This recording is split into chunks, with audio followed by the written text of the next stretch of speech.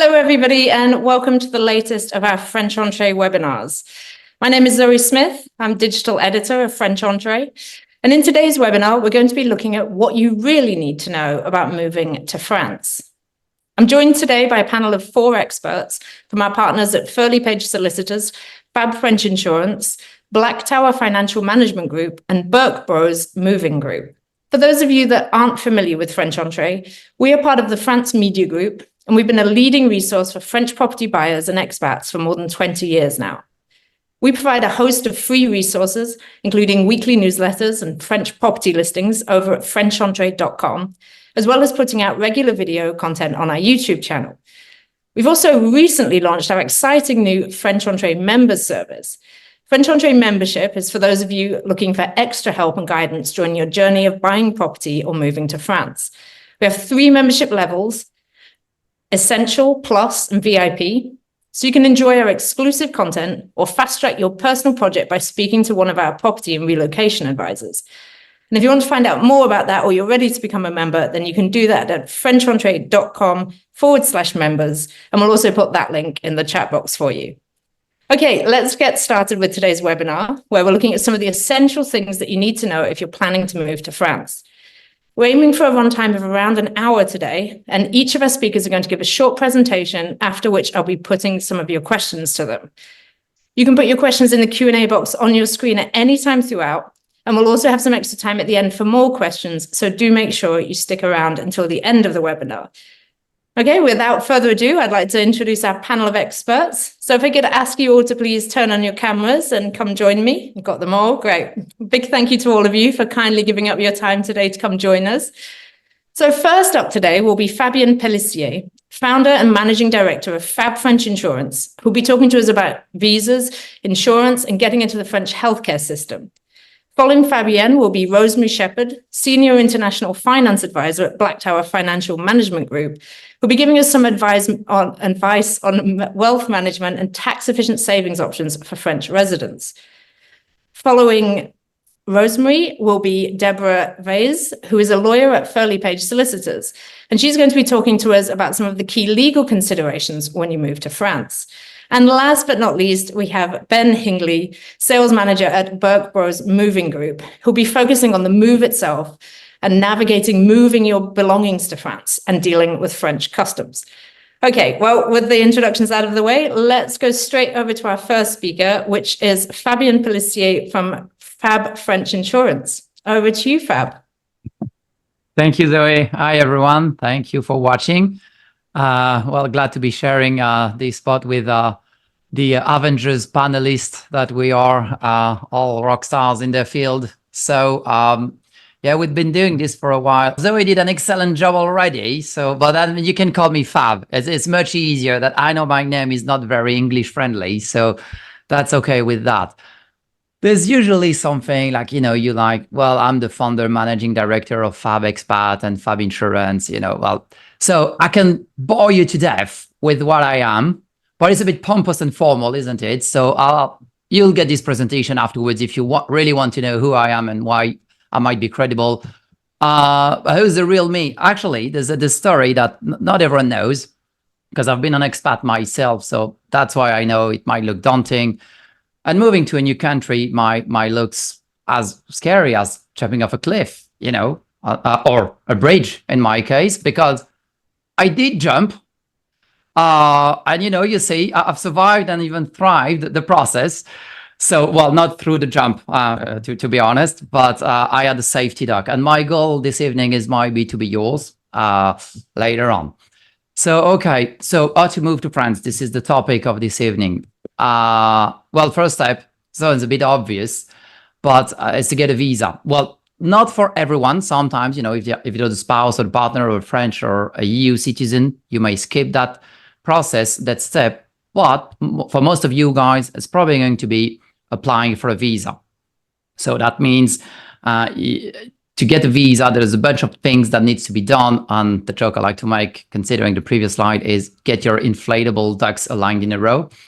Okay, so the most popular visa would be the one called VLSTS, and for most of you, very often, like, especially if you intend to retire or be a remote worker in France, that would be the visitor visa. But there are other types of visas, like the various types of business visas and many more, like the Passeport Talent, work visas. There are quite a few, but the most popular usually is the visitor visa. And if you can fit into this category, that's probably going to be the one you should be looking into, because it's also the one with the highest acceptance rate. And this is also something I say often, but it's very important to keep on reminding that every successful visa application, the foundation of a successful visa application is actually these three main pillars, which are the proof of income, proof of address, and proof of medical coverage. Proof of income, you should meet France minimum wage, which at the minute is roughly 1,400 net a month, or you can also have that in savings. So basically 12 times this amount, which I'm running up to 17,000 in savings, needs to be available savings, guys. Okay, so if it's like property, real estate, that doesn't work. And that could be a mix of both, but I won't delve into too much details. Proof of address is usually the most problematic bit, because like the income, it's either you meet the requirement or you don't. So this one is a bit of a no-brainer. But the proof of address is kind of a catch-22 for some people, because it's either you have a property, so only three things are visa compliant: proof of ownership of a property in France, a 1-year rental contract, or 3 years if it's furnished, and or a letter from a friend, which we call the attestation d'hébergement, basically friend or family living in France saying that they're happy having you around. But that's it. So if you want to Airbnb or have a gîte or whatever for, to explore the area, unfortunately, it's not compliant. However, depending on where you're from, sometimes, and the diplomatic relationship that France has with your country, they might turn a blind eye on this one. But I'm saying, like, theoretically, these are the three pillars that are compliant. And the proof of medical coverage, well, for this one, for most of you as well, it probably means private medical insurance. Be careful, not travel insurance. Although sometimes might get you through the gates, travel insurance is never valid in your country of residency. And if you do move to France to become a resident, well, by definition, you're becoming a French resident, which means the cover would not be valid. Okay, so you need private medical insurance, or in some cases, you might use something called an S1 if you're European or from the UK and have reached pension age, because that's one of the post-Brexit agreement. The British pensioners would still be seen as European, basically, when it comes to medical coverage. But these are the three pillars. Okay. Actually, if you meet those three requirements, it's just about gathering the right documentation, but then you pretty much know you can make it to France. That's simple. Step 2. So you met the three pillars. What about now? Well, then you move to France at the intended arrival date on your visa. And by the way, the visa is the new page in your passport. Okay, that's how it materializes physically. So once you've been in France for 90 days, you can apply into French healthcare, which I would strongly suggest you do as quickly as you can. So basically after 90 days, like don't wait after 6 months or so, because it will also impact your residency application further down the way. So, and also it comes with a lot of perks. The most important one is you eventually can get rid of that pricey private medical insurance that you required initially for the visa. So applying into French healthcare is just a form you should fill in. Don't be scared by all the different articles and wordings you might have seen online, like PUMA, maybe you've seen that, or Social Security, or CPIM, CPAM, they're all pretty much the same thing, okay? And most of the time, for example, PUMA is not a thing. It's just a box on the form, okay? So don't be scared that if you see different wording on different sites, very often that might be the same thing, okay? And I prefer to say you're applying into French healthcare. If you just Google that, affiliation, CPAM, and you'll find the form, okay? That's simple. And then step 3, because that's pretty much all there is. Before your visa expires, usually a couple months prior to visa expiry, then you convert your visa into a residency permit, which for the vast majority of you is going to be a 1-year carte de séjour. which they've changed the name in January, carte de séjour temporaire, because that wasn't enough, it wasn't a mouthful already. So they've extended the name. And if you've seen renewing your visa, extending your visa, it's just that I'm a bit mindful of the word I'm using, because like renewing or extending means like you're still on a visa. And no, I mean, a residency permit is like a driver license. It's a physical card at this stage. Okay, something different.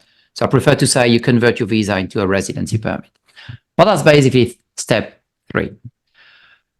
So obviously there are more steps, like driver license exchange, taxes. Tax is a massive topic. Definitely, some people, as a panelist today, are much more proficient than I am and would be able to touch base on this topic. There's just the one that I think might be relevant: language test. There's a lot of fear-mongering on this topic as well. So language test first is never required for a visa. So there's no language test for visas. And there is a language test, a French proficiency test for some residency permits, but basically only 3, which are spouse of a French citizen, spouse of a French citizen, family reunion residency permit, and the parent of a French citizen. So any other category, spouse of an EU citizen, if you're just applying a visitor visa and convert this into a residency permit, none of those would ever come with the language test, ever, never. Okay, so actually it's super easy. So that's something I thought was important too. And for me, I thought I did it within 10 minutes, which was the goal. That was all, folks. I was just like, perfect timing. No, I'm open for questions. I've seen one from Jeremy said that he has an EU passport and said he believes he can move. Let's have a look at that. So let me read it out.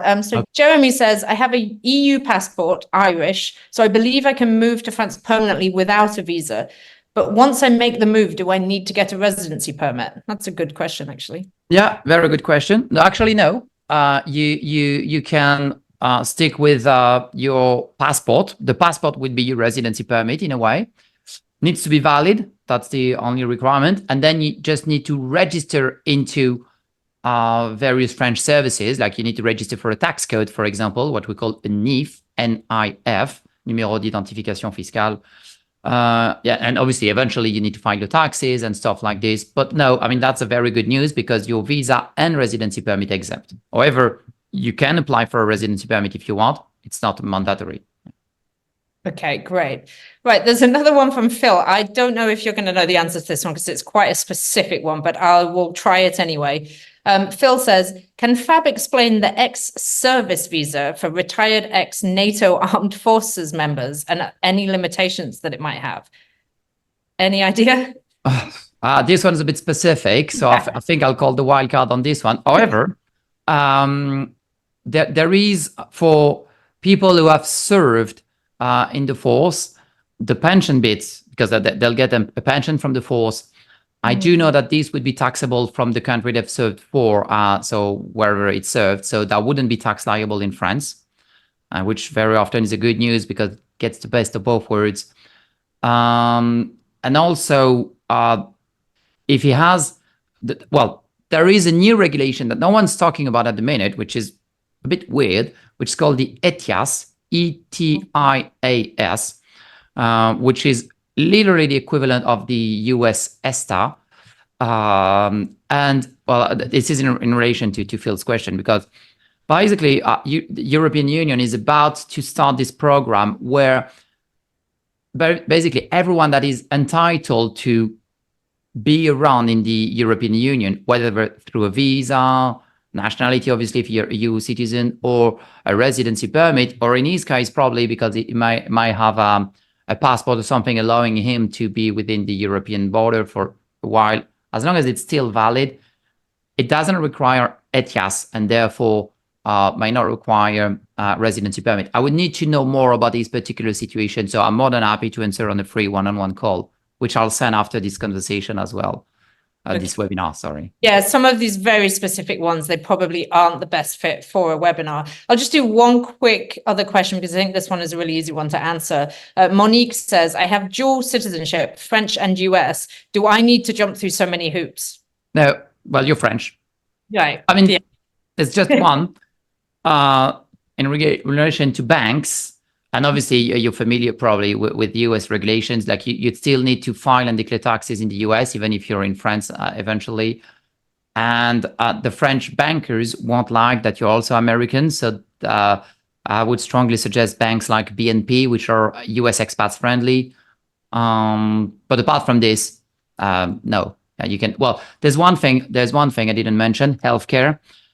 Whatever you are, French or non-French or not European, non-European, the only requirement, you need to be private. Well, sorry, you need to have medical coverage, which means, well, if, for example, the guy that was saying is Irish, I forgot the name, sorry.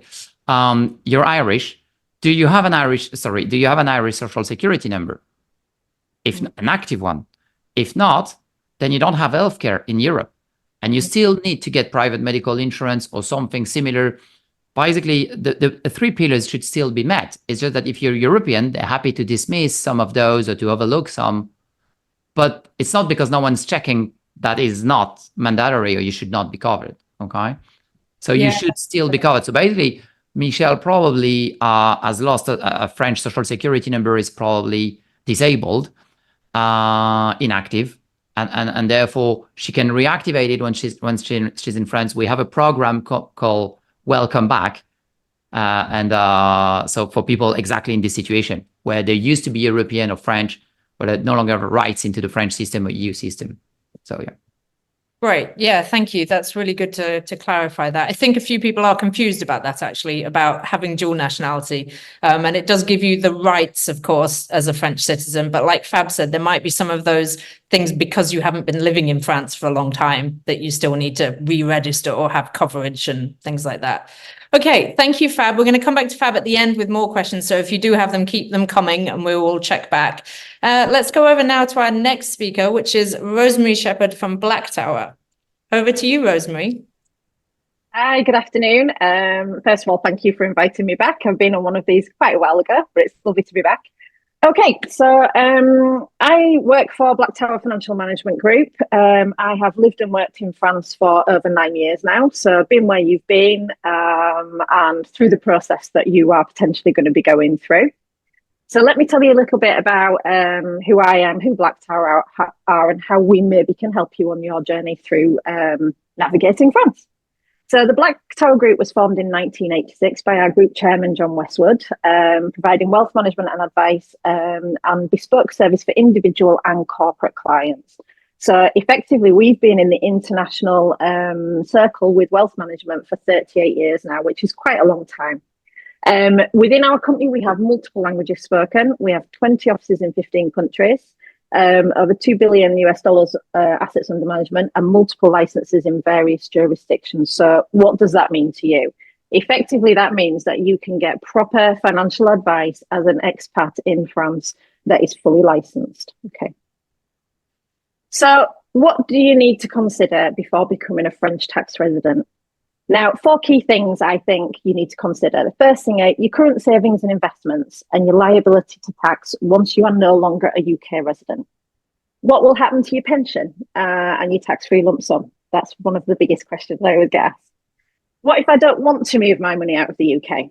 And how can I pass it on tax efficiently? So let's tackle these one by one. Your current savings and investments, what happens to them when you become non-UK resident? Well, effectively, ISAs and premium bonds are no longer tax-free once you become non-UK resident. Once you become a French tax resident, then that means that you no longer have that ability to use those ISAs in the same way. Doesn't necessarily mean you have to get rid of them, but it does mean there are certain things that you need to be aware of. One is the potential capital gains tax liability if you were to cash in those ISAs, because they are not tax-free as far as the French tax system is concerned. The other thing is that you have to report all your gains and any gains of your worldwide savings and investments. So this can get quite complicated, and I'm not going to go too much into that today, but it is one of the big things that causes people headaches. Now, obviously, the big question is, are there tax alternatives in France? Of course there are. We have immediately things like livret accounts, which are very much like your cash ISAs in the UK. So they're instant access savings accounts that you can put money in that saves on a regular basis if you want to, that is tax-free. You don't even have to report those to the taxman. The next level up from that is something called assurance fee. Now, assurance fee is something that's widely used by the French. Over 70% of the French population have an assurance fee, and it is super, super tax efficient in so many ways. I'm not going to go into detail again on that today because this isn't the webinar to do that, but this is something that I can really, bring home to you that is tax efficient, a bit like a stocks and shares ISA in the UK, if you're familiar with the UK system. And it's very, very tax efficient, not only while you have it, after many years, it grows more tax efficient. And one of the biggest important things with an assurance fee is it helps you with succession planning. Because I think whether you've read things or not already about inheritance in France, it's quite a big issue for a lot of people. So it's a really good, effective way. So there are alternatives. Now, the other thing I will mention at this point is because we are an international company, you can hold your assurance fee with us, not only in euros, but in GBP and US dollars as well. So if you don't potentially want to dive right in and put everything into euros, there is the possibility that you don't need to do that. So that's a good conversation to have. So the next thing to consider, pensions. Okay, so I'm going to make a sweeping statement here. There is no such thing as a tax-free lump sum once you become a French tax resident. Now, you will speak to your UK companies and they will tell you that you can still take your UK tax-free allowance, potentially until the budget. Who knows what's going to happen then. But if you are a tax resident in France, that lump sum is potentially going to be subject to tax. Okay, there is no such thing as a tax-free lump sum in that respect. Now, how you use your pension will determine what considerations you need to make with your pension. Is it intended to provide you income? As Fab's just explained, is it something that you need to use to prove that you have the income for your visa, for example? Is it something that you just want to use for luxuries? It's going to be supplementary to your main income. Or is your pension purely there from an inheritance point of view? All of these things are considerations when you're looking at your pensions. You don't necessarily have to move your pension out of the UK. You don't necessarily have to move your pension into euros.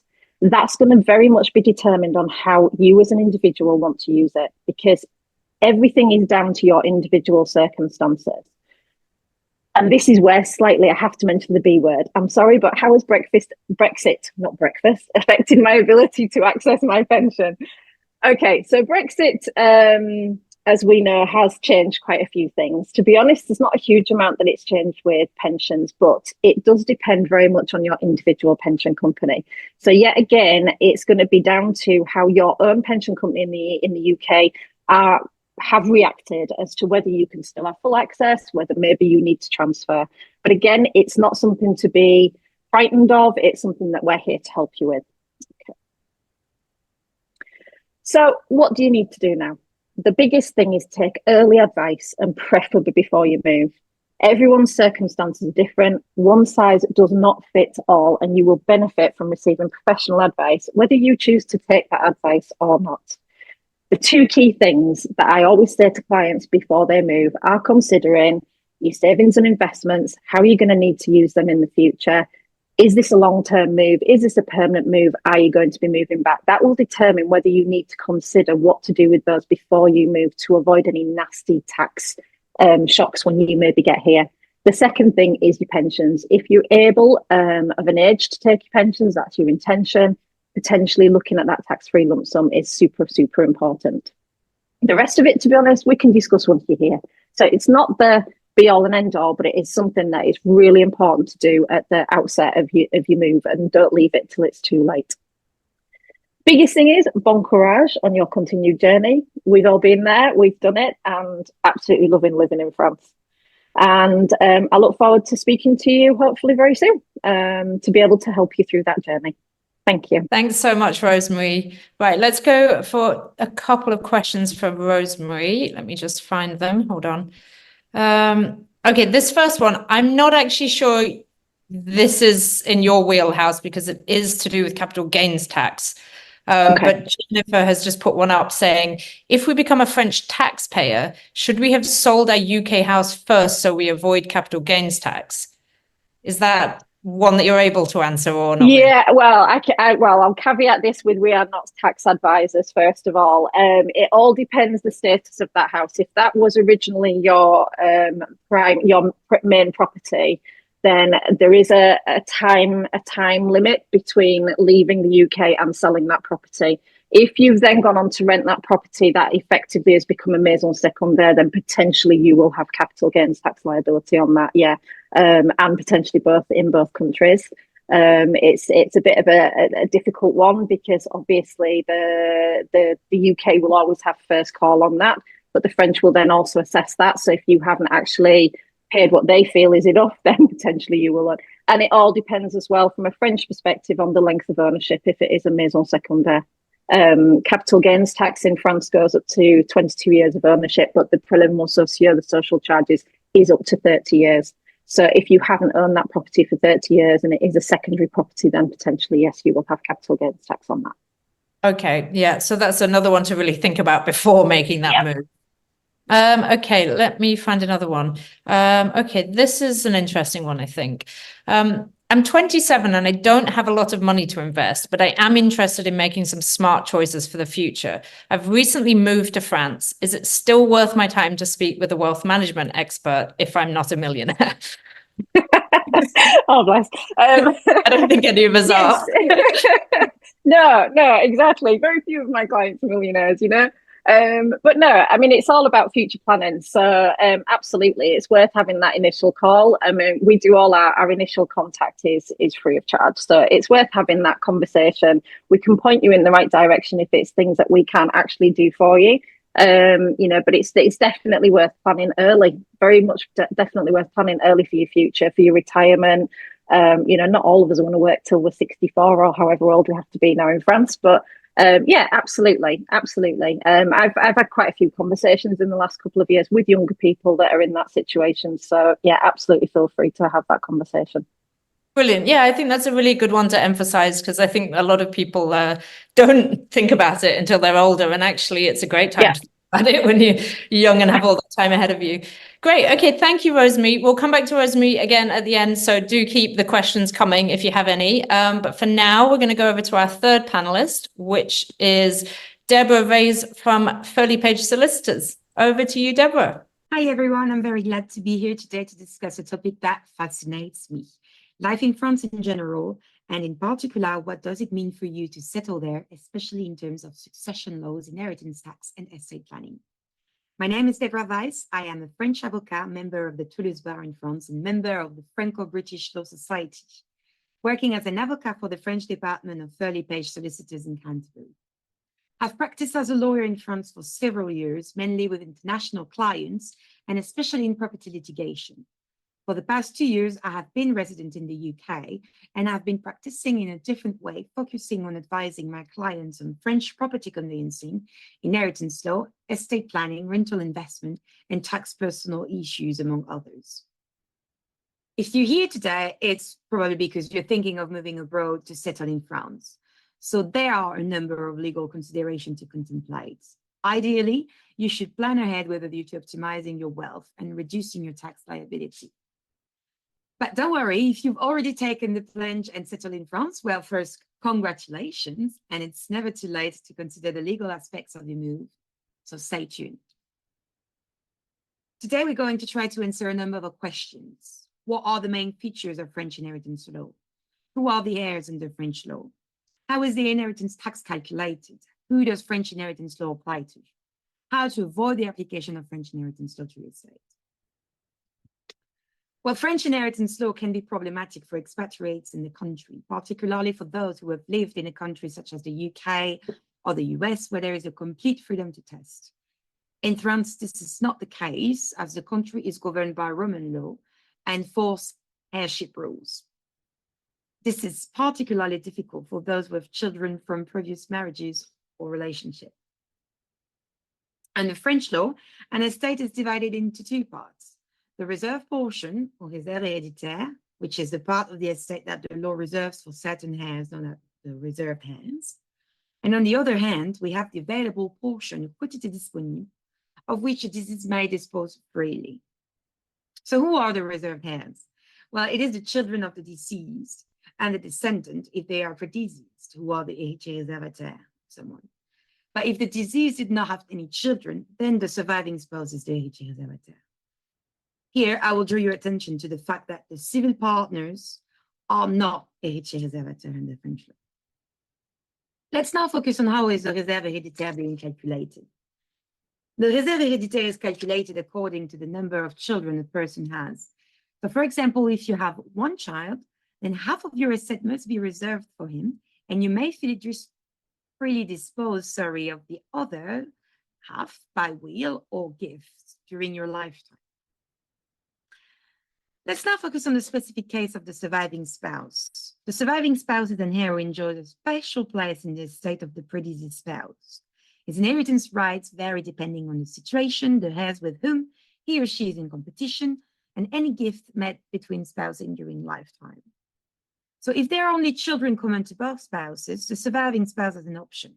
He or she receives either fruit of all the assets existing at the time of the spouse's death, or ownership of a quarter of those assets. If, on the contrary, one or more children are not joined, then the surviving spouse receives ownership of a quarter of the assets.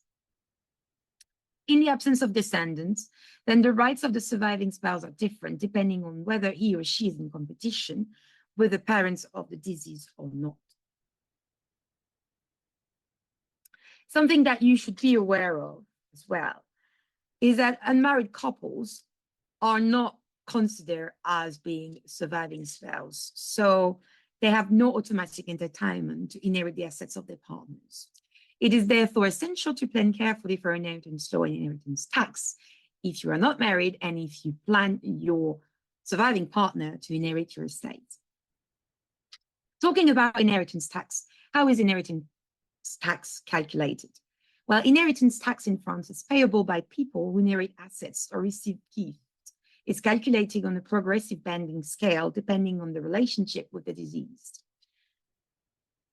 So, for example, if you leave assets worth 300,000 euros and you have a surviving spouse and a child from another marriage, let's consider you have left no will and you have not made a gift during your lifetime.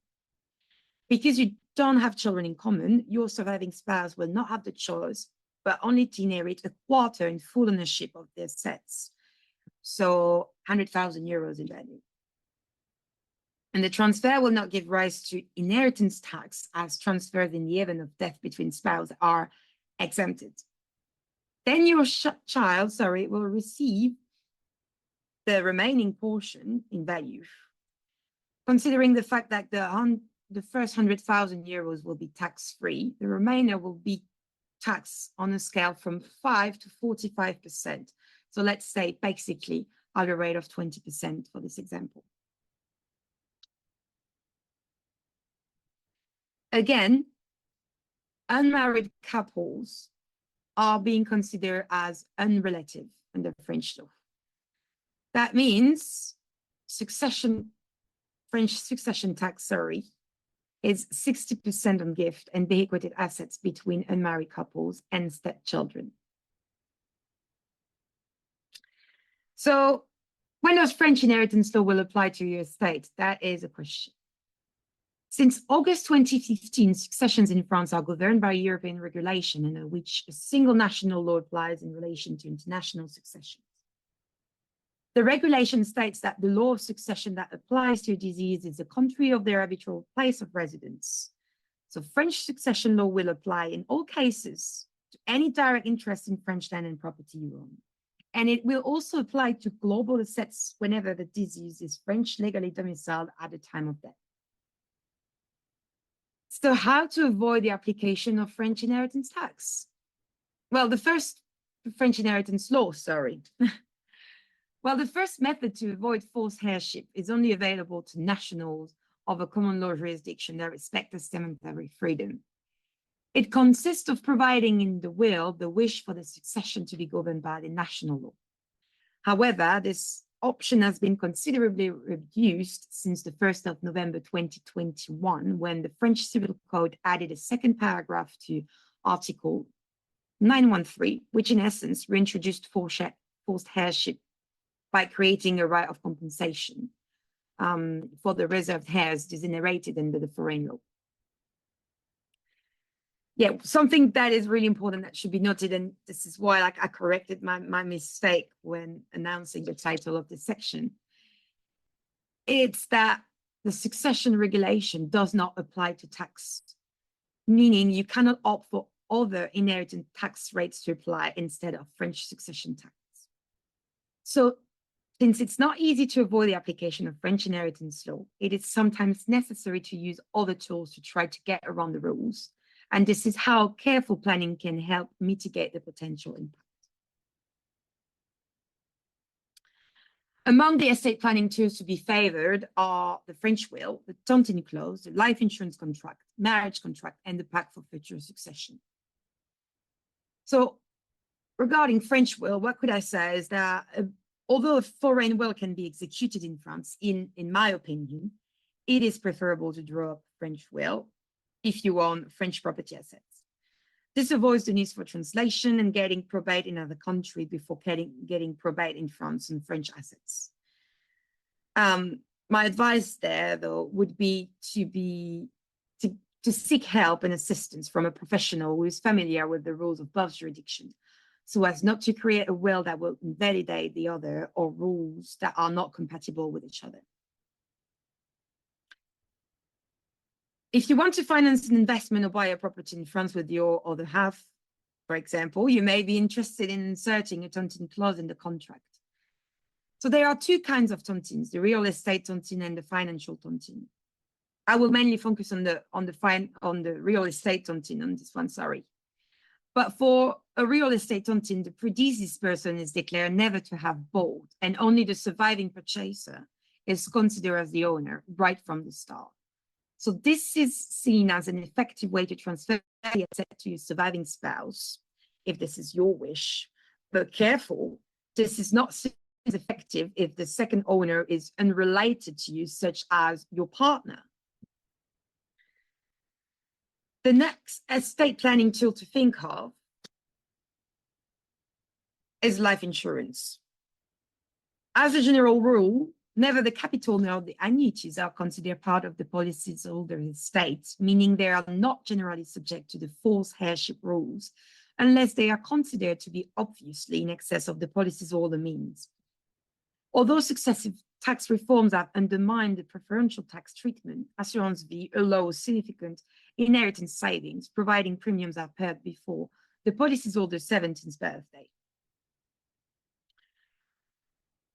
Amounts from an insurance company by reason of the death of the assured are not subject to inheritance tax unless the amount received by the beneficiary exceeds 152,500 euros.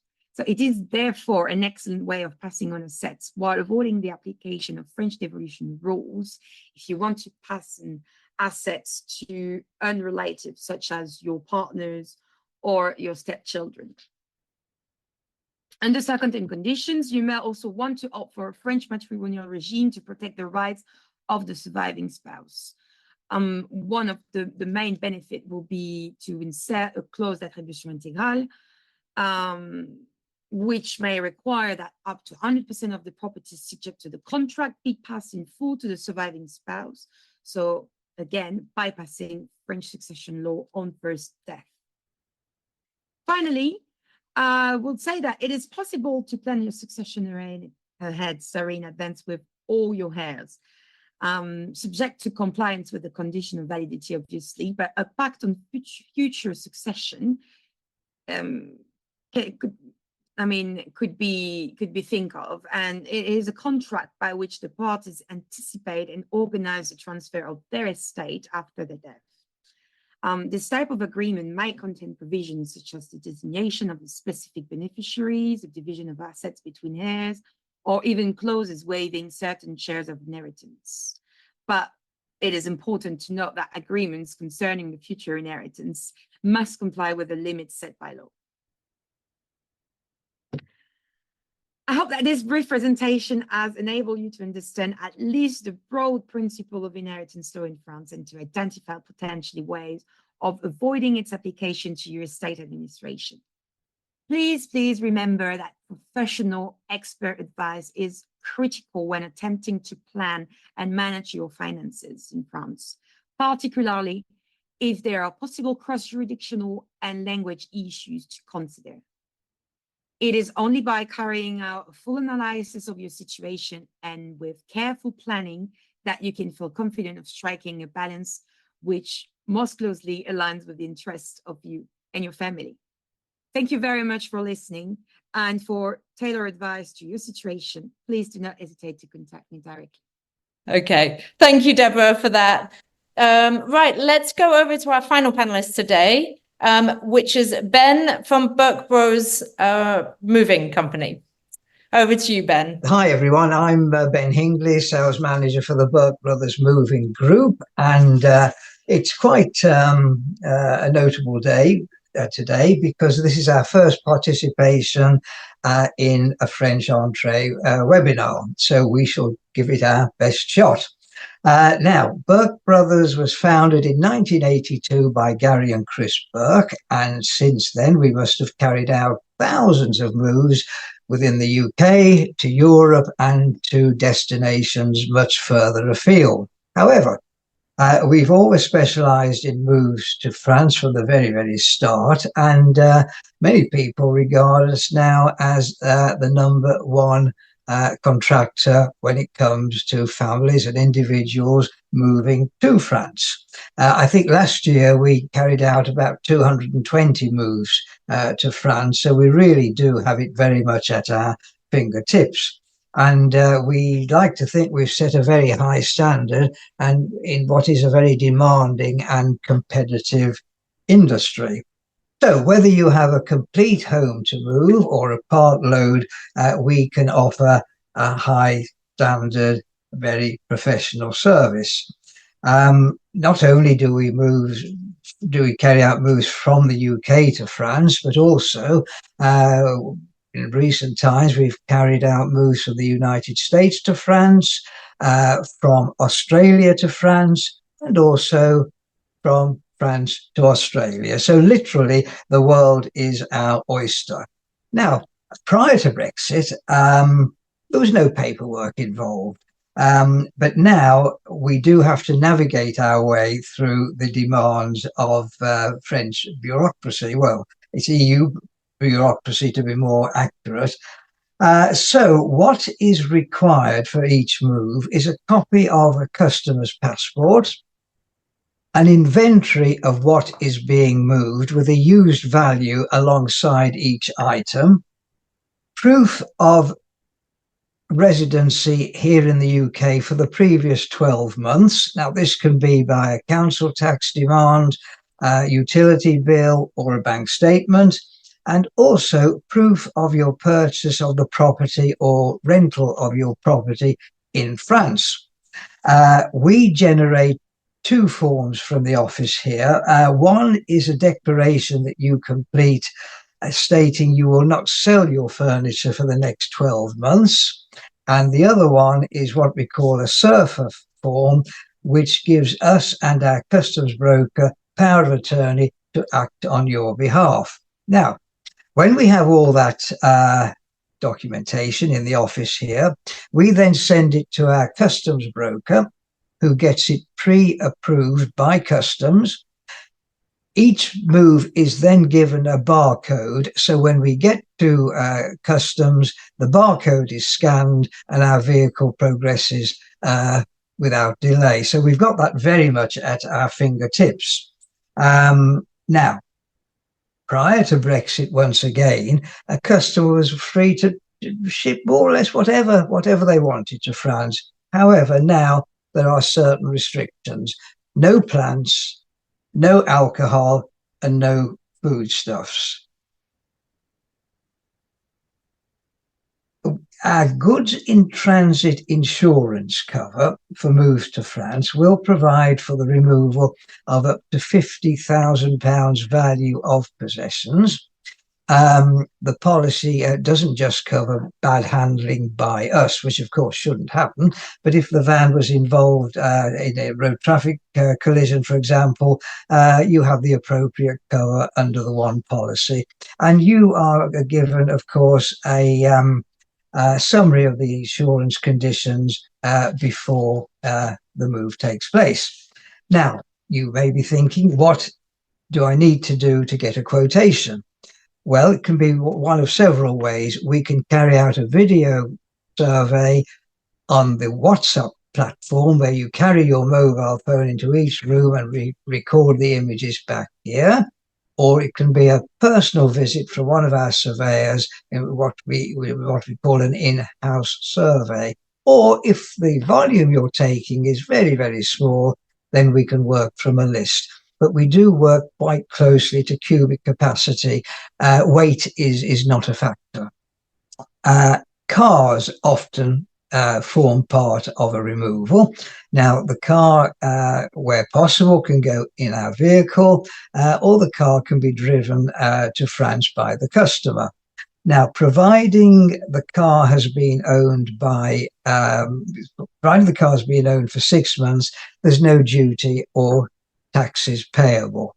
Now, when it comes to furniture, again, no duty or taxes payable on entry into France, unless your home is a secondary residence, for example, a holiday home, in which case 20% of the used value of the goods is dutiable.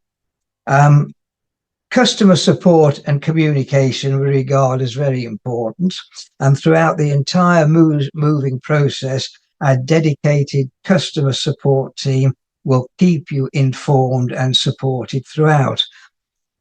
Heavens, we understand that moving to France or moving anywhere is a very significant undertaking, so we are here to make the process as stress-free and as trouble-free as possible.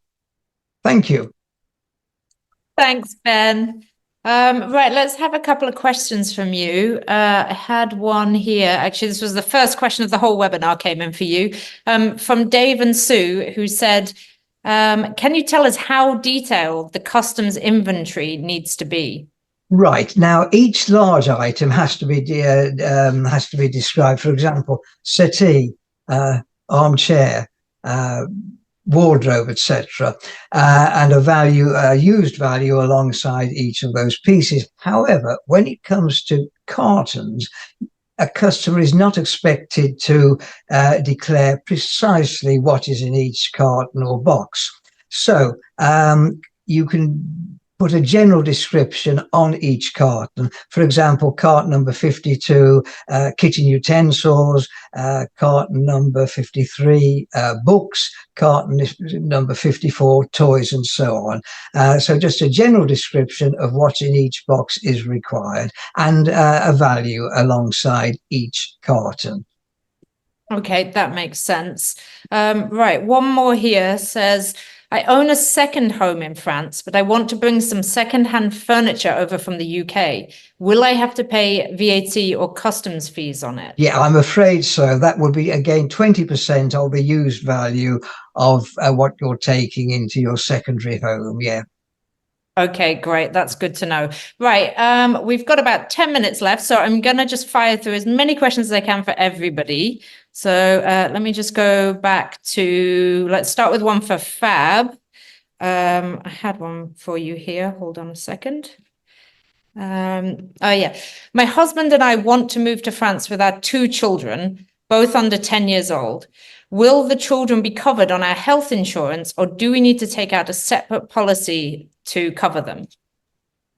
Yeah, well, everyone needs to be covered. So the 4 of you need to be covered. However, they don't have to go through the visa interview and application process.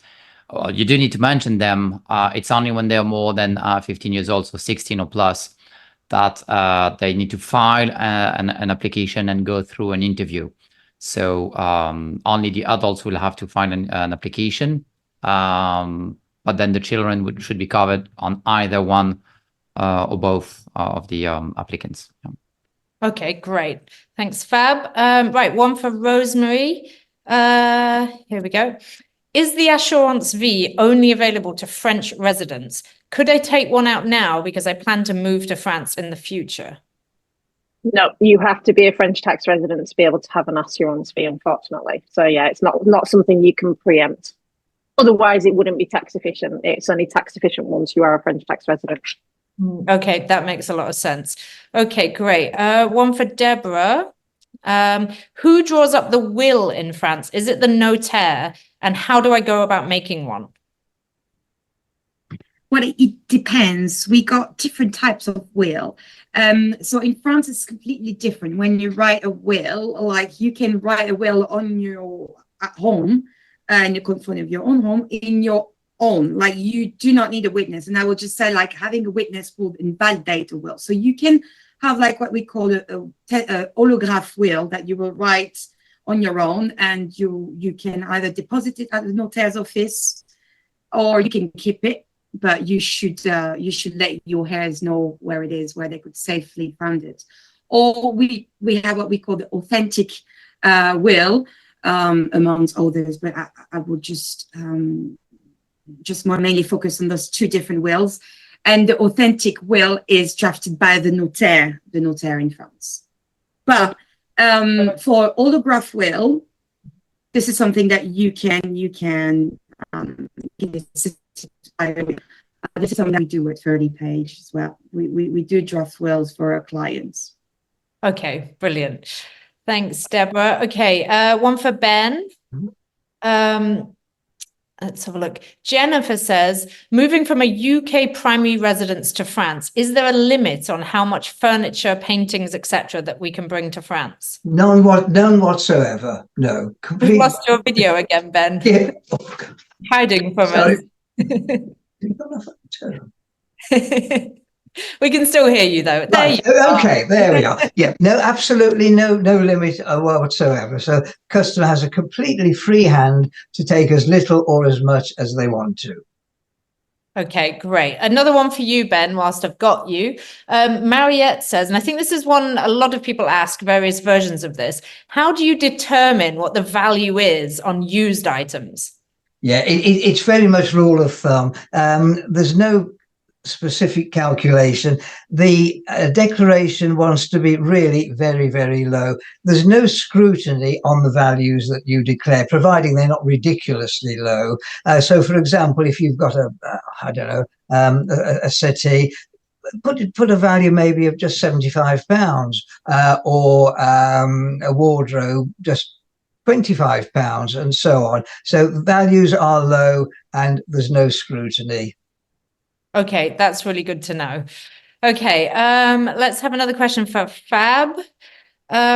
Stuart says, am I able to work in France on a visitor visa? And I think I know the answer to that one. So follow-up question, what kind of visa would he need if he wanted to work? Yeah, well, technically it's a trick question because it's a yes and no kind of answer. Depends on the kind of work you'd be doing. For example, if it's self-employed kind of work, then no, you need to have some sort of a business visa. But also, you're always free to change what they call the reason for the stay. So you could have applied for a visitor visa. If you're 3 months, 6 months into your relocation, then you can incorporate a business or start working or even find a job. You're allowed to do that. Most of the time, if we stick to the rules, visitor visas, they're supposed to be for remote workers, retirees, obviously anyone that's not working. When I'm saying remote workers, by the way, it's people that are not working for a French business. Okay, so if you're working for a UK, US business, that's okay, but not a French one. And also small JIT operators, for example. If you're doing less than 23,000 euros worth of turnover, that's still visitor visa compatible. So well, these are the situations where it's compatible.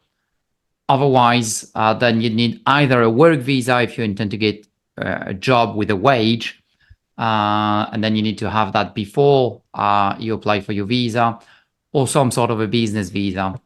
These are the more common scenarios. Yeah. Great. Okay, that makes a lot of sense. Right, let's have one for Rosemary. Got one here. Let me find it. What's the difference between a French and a Luxembourg assurance fee? And can I choose whichever one I want or have both of them? Okay, yes, you can have both of them because you can have more than one assurance fee. The difference is that your beneficiaries can't benefit from more than one assurance fee, as in when it comes to the nil rate band. But again, I haven't gone into specifics on that today, so I'm not going to go further with that. The Luxembourg is, we actually work with Luxembourg and Dublin. So they are EU based and they are written under French law. So they are basically compatible under French tax law to be an assurance fee. So really, it's just the jurisdiction. There's a lot of coverage within Luxembourg. It's one of the best places to be covered for from a point of view of life assurance products. But no, it is not a difference as such in that respect, but it tends to be the international ones that are done through Luxembourg, albeit I know one of the companies I work with in Luxembourg has a big French contingent of actual French nationals. So yeah, that's best I can answer that really on the spot. Yeah, no, that's interesting. I think that's a common one that comes up. Okay, one for Deborah. Jeremy says, I already have a will which was drawn up in the UK. Will that remain valid after I move to France? And he says specifically the issue for him is that the beneficiaries are his stepchildren, and his understanding is that a will drawn up under French law doesn't allow beneficiaries who are not blood relatives. So, as a general rule, yes, a foreign will is applicable in France. However, need to be careful on how it's been drafted because there's some concepts that French law do not recognize very well, such as trust, for example. So your will should be enforceable in France. However, yes, if you're deciding like to be a resident in France, you should plan carefully because if you leave all your assets to your stepchildren, then under French rules, your stepchildren will be considered as unrelated, and all the legacy that you are intended to make to them will be taxed at 60%. So there's all the way around to try to get around the rules and diminish this tax rules, which are very high. Yeah, okay. That's a good question to have asked then. Yeah. Right, let's do one last question for Ben and then we'll wrap this up. Another one from Jeremy here. He says, can I import 2 vehicles tax-free, specifically motorcycles? I don't know if that makes a difference. Yes, you can. No problem at all. We would just want a copy of the V5 document. And also, I know this can be difficult, but proof of purchase in the way of a receipt, or if you haven't kept the receipt, maybe you can go back to whoever supplied the machines and get a retrospective receipt. But yes, they can be imported. Okay, brilliant. Thank you, Ben. Right, that's all we have time for today. So thank you to everyone who attended, and thank you one more time to our panel for giving up their time and answering all of your questions today. If we didn't get around to your questions, we will make sure that we forward them on to the relevant panelists. And if you have any additional questions or you want to get in touch with any of today's panelists, you can also email us at webinar@FrenchEntrée.com. If you enjoyed today's webinar, keep an eye out for more FrenchEntrée webinars over the coming months. And remember, if you want to discuss your personal situation with one of our FrenchEntrée property and relocation advisors, you can also become a FrenchEntrée member. You can go to FrenchEntrée.com/members. And finally, let us know what you thought of today's webinar and what topics you'd like to see in upcoming webinars. You can drop us an email at webinar@FrenchEntrée.com. Thank you one more time to everyone, and I'll hopefully see you all on the next webinar. Bye. Bye-bye. Thanks very much. Bye. Bye. Thank you.